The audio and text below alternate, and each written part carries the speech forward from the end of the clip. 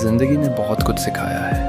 अब किसी से ज़्यादा उम्मीद नहीं रखते। मुस्कुराना आदत बन गई है, वरना दर्द तो आज भी बेहिसाब है।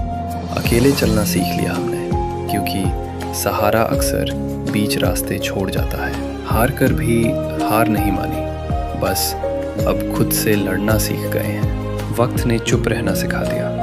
अब हर दर्द शब्दों में नहीं निकलता। टूट कर भी खड़े हैं आज, क्योंकि गिरना आखिर मंजिल नहीं होता।